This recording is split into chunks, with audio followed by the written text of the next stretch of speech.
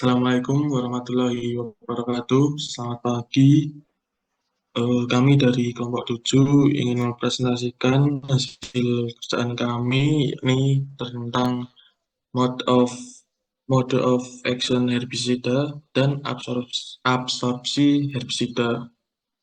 Next, di dalam kelompok kami ini terdiri dari 5 orang, dan yang pertama Rizky Agustina dengan NIM akhir 158, Jasmine Rahmania dengan NIM akhir 164, Sabrina Anaura dengan NIM akhir 170, dan saya sendiri Rahmat Kurniawan dengan NIM akhir 171, dan Daniel Davino dengan NIM akhir 172. Selanjutnya, apa itu herbisida? Herbisida adalah senyawa kimia yang digunakan untuk mengendalikan maupun membasmi gulma. Senyawa ini dapat diterapkan pada tanaman atau tanah untuk menghambat pertumbuhan gulma yang tidak diinginkan, yang dapat bersaing dengan tanaman yang dibudidayakan untuk nutrisi, air, maupun cahaya matahari. Next, ada cara kerja dari herbisida. Herbisida memiliki berbagai mode of action dan dapat diklasifikasikan berdasarkan cara mereka bergerak melalui tanaman. Target aplikasi itu ada daun atau tanah, dan efek terhadap tanaman target. Berdasarkan cara kerjanya, herbisida dibagi menjadi dua. Yang pertama ada sistemik. Herbisida sistemik itu herbisida yang masuk ke dalam jaringan tumbuhan dan ditranslokasikan ke bagian tumbuhan lainnya. Yang kedua ada herbisida kontak. Herbisida kontak adalah herbisida yang membunuh jaringan gulma yang dengan cara itu langsung terkena dari herbisida. Next,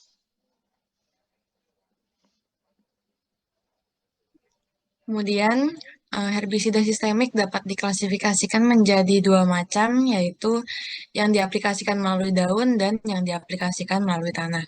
Pertama, yang diaplikasikan melalui daun dapat dibedakan menjadi tiga jenis. Yang pertama yaitu simplistically translocated, atau herbisida ini berpindah dari daun, yang mana sumber produksi gula ke situs aktivitas metabolik seperti meristem bawah tanah, meristem pucuk, organ penyimpanan, dan jaringan hidup lainnya. Kemudian yang kedua yaitu apoplastically translocated. Herbisida ini hanya mampu bergerak ke atas yang terjadi bersama aliran transpirasi atau air yang bergerak melalui tanaman dari tanah dan menguap ke atmosfer di permukaan daun. Kemudian yang ketiga yaitu non-mobile. Herbisida ini tidak bergerak secara signifikan dan membunuh dengan sangat cepat.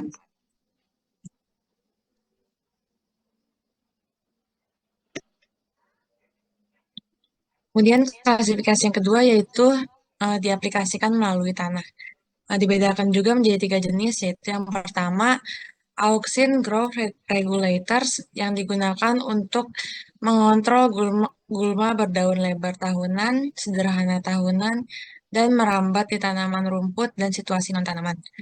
Kemudian yang kedua yaitu triazines yang memiliki aktivitas tanah yang sangat baik dan digunakan untuk kontrol gulma di jagung, serta beberapa spesies kayu dan untuk kontrol vegetasi total.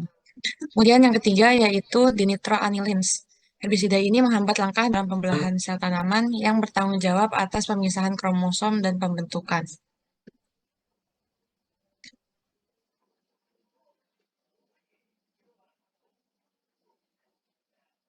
Selanjutnya, klasifikasi mode of action. Yang pertama, menghambat proses fotosintesis. Cara kerja herbisida ini adalah menghambat jalur fotosintesis. Contoh bahan kimia herbisida ini adalah atrazin dan metribuzin. Gejalanya, daun menjadi klorosis dan gejalanya daun menguning dan layu. Yang kedua, menghambat pembentukan pigmen. Herbisida ini menghancurkan pigmen hijau klorofil yang diperlukan untuk fotosintesis pada tanaman. Herbisida ini juga dikenal sebagai pemutih karena memberikan warna putih pada jaringan tanaman setelah bersentuhan dengan dedaunan tanaman yang menyebabkan kerusakan sel dan jaringan dan akhirnya membunuh gulma.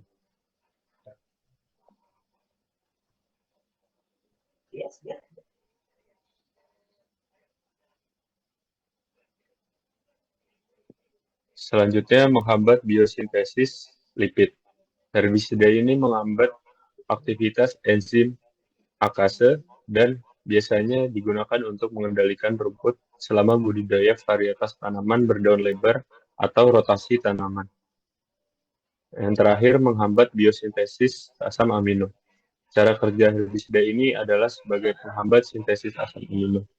Cara kerja ini khusus untuk glifosat atau glisin yang merupakan herbisida non-spesifik yang bekerja dengan menghambat sintesis asam amino. Gejalanya meliputi pertumbuhan baru yang menguning dan kematian pada tanaman.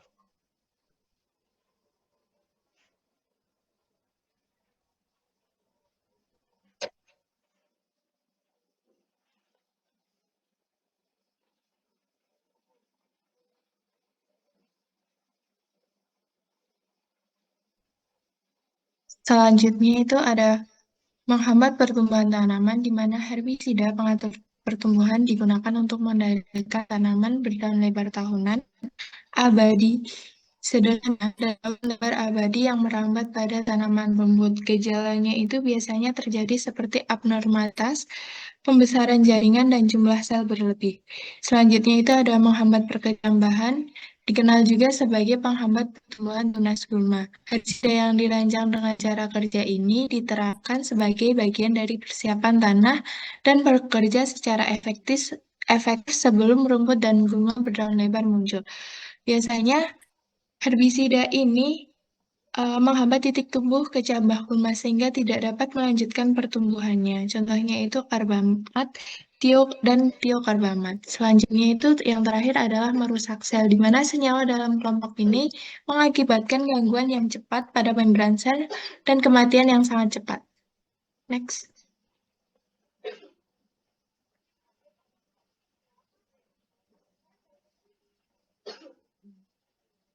Selanjutnya itu ada absorpsi dan translokasi herbisida. Absorpsi merupakan proses masuknya herbisida oleh tanaman ke dalam sel-sel tanaman yang selanjutnya ditranslokasikan melalui jaringan xilem ke seluruh bagian tumbuhan. Sedangkan translokasi merupakan proses perpindahan herbisida dari jaringan satu ke jaringan lainnya melalui apoplas dan simplas. Nah, absorpsi ini biasanya terjadi ada lintasan utamanya, yaitu ke dalam tumbuh-tumbuhan yang pertama melalui tanah, akar atau batang yang sedang muncul, dan yang kedua yaitu melewati atas tanah, batang, atau daun.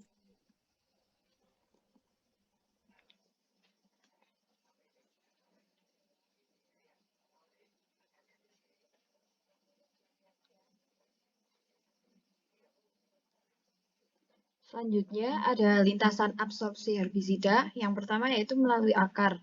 Diaplikasikan pada herbisida pratumbuh pada permukaan tanah, kemudian diserap oleh biji, akar, dan tunas tanaman. Penyerapan melalui akar lalu ditranslokasi melalui xilem secara apoplastik. Yang kedua yaitu melalui batang. Tergantung pada sifat pertumbuhan dan stadia perkembangan tumbuhan. Herbisida diabsorpsi oleh jaringan muda yaitu periderma, dilanjutkan ke filem. Untuk berpenetrasi lewat batang atau kulit kayu, perlu adanya lintasan potensial. Selanjutnya ada lintasan absorpsi melalui daun, yaitu menyerap pada permukaan daun atau stomata. Herbisida dapat menembus kutikula dan dinding sel, lalu yang menguap akan masuk ke stomata. Namun yang terpenting adalah yang melalui permukaan daun. Herbisida akan menembus kutikula dan dinding sel yang terdiri dari selulosa dan pektin maupun lapisan lilin yang nonpolar. Next.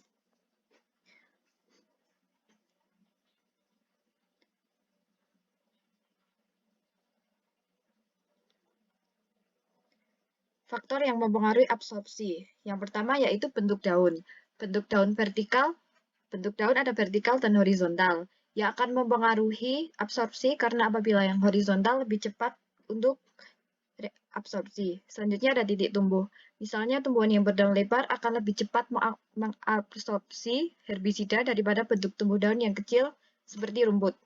Selanjutnya ada permukaan tanaman, yaitu seperti kutin atau wax yang sering disebut dengan kutikula, yang akan mempersulit absorpsi herbisida, sehingga perlu dilakukan formulasi yang tepat agar herbisida dapat masuk ke dalam tanaman.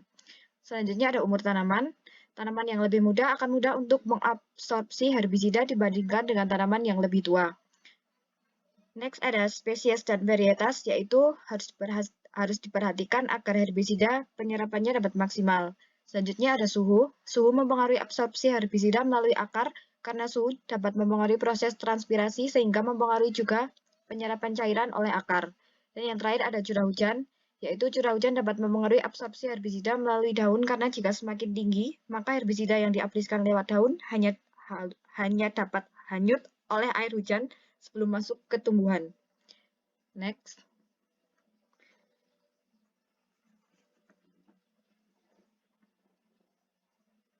Ada formulasi herbisida.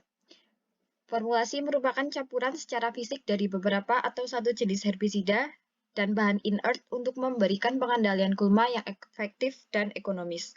Tujuan dilakukannya formulasi yaitu distribusi yang merata, meningkatkan keamanan bagi pemakai serta lingkungan, memudahkan pemakaian, mengendalikan persistensi, serta menjadikannya lebih ekonomis, homogen, stabil pada skala temperatur. Jenis formulasi ada dua. Yang pertama formulasi padat, yang terdiri dari wettable powder atau WP, dan dry granule atau G. Yang kedua yaitu formulasi cair, terdiri dari solution concentrate atau EC, emulsifiable concentrate atau EC juga, dan flowables. Jenis emulsi formulasi terbagi menjadi dua. Yang pertama ada larutan dengan air, contohnya 2,4-D garam, 2,45-T, dan MCPA. Dan yang kedua ada sukar larut dengan air, contohnya CIPC, CTEC, CDAA, dan 2,3-D ester.